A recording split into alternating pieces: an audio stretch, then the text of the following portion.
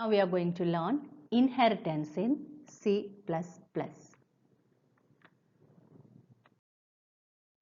We know that inheritance means acquiring the properties of one class into another. That is inheritance.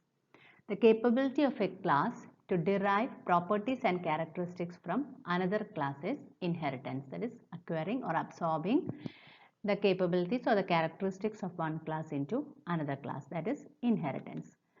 In inheritance, two types of classes will be there, superclass and subclass.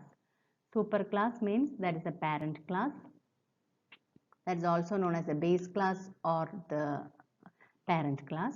And then subclass means it is a derived class. The class which has been derived from the superclass, that is known as the subclass. Okay. Here is the syntax of implementing inheritance. That is class, keyword you have to write, subclass name, colon, and then access specifier mode, base class name. That is the name of the subclass, and then you have to mention the name of the base class from which this subclass has been derived, and the access specifier of the base class, and then write body of the subclass. This is how subclass can be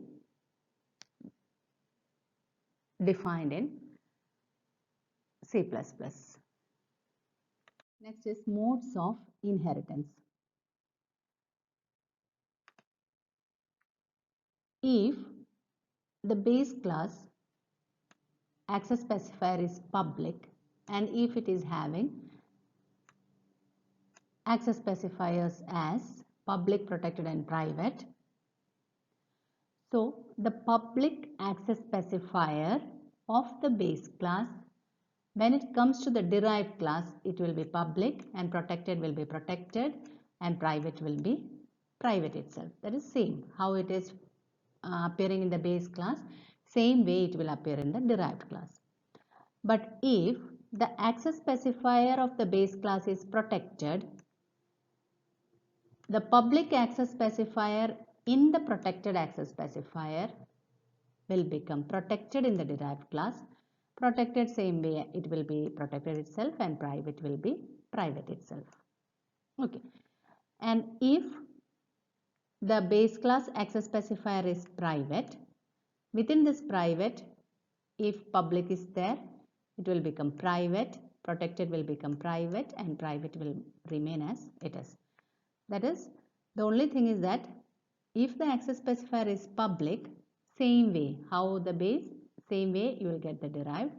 And if it is protected, public and protected will become protected, same as it is. Okay, private will be private, and for private all will become private. So that is modes of inheritance. Next is types of inheritance. First, single inheritance, that is one parent and one child, that is single inheritance. Multiple inheritance, that is parents will be many and child derived class will be one.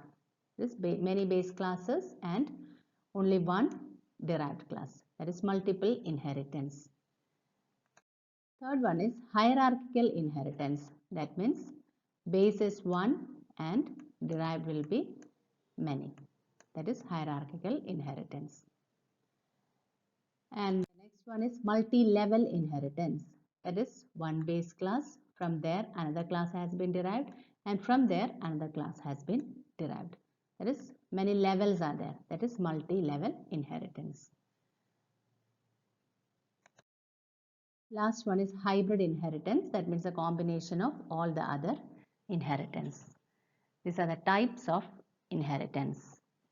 Next class we will see each type in detail.